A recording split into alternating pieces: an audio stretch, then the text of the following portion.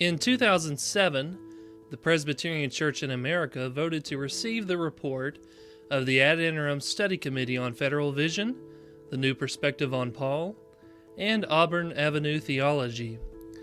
This committee was asked to study the soteriology of the New Perspective on Paul and Federal Vision and report back to the General Assembly.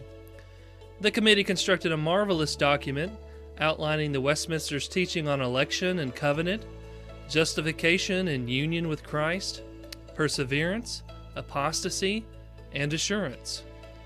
The report also set forth 9 areas in which the New Perspective on Paul and Federal Vision teaching was at odds with the Westminster standards. The report was accepted by the 2007 General Assembly, but not without considerable debate. Before voting on the report, a debate was had and a motion was made. The motion was a friendly suggestion to add 2 ministers sympathetic to the Federal Vision and the New Perspective on Paul to the committee, and to revise their work with their perspectives represented fairly. Arguments for this motion included appeals to brotherly love, justice, fairness, and unity. One elder argued that this would only strengthen the report. Another argued that broadening the breadth of participation would demonstrate to the watching world that the denomination stands together. It was during this debate that Pastor R.C. Sproul went to the microphone. Here are his words, recorded in 2007 from the floor of the 35th General Assembly.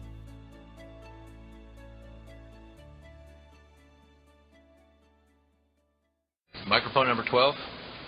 Yes, R.C. Sproul, Central Florida Presbytery, speaking against the motion. I think we're all aware of Luther's evaluation of the doctrine of justification, where he said that it was the article upon which the church stands or falls. Calvin added to that, it's the hinge upon which everything turns.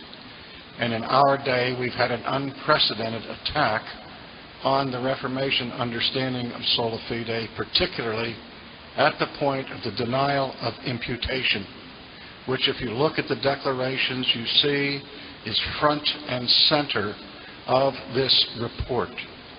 And I believe, fathers and brethren, that the kingdom of God is not at stake here, but I think the purity of the PCA is, and I don't understand, I just can't fathom the hesitancy about this matter. Too much is at stake. This is the gospel that we're talking about, gentlemen. And if the Westminster Confession does not already give us a faithful exposition of the gospel, at what point can we trust our confession?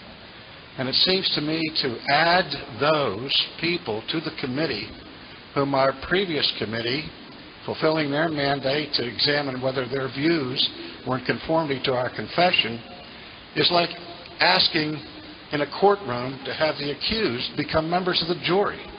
That doesn't make any sense to me. And gentlemen, shame on you, fathers and brothers. You're not allowed to do what you just did. So what he said. I apologize for that outburst of unseemly but righteous applause.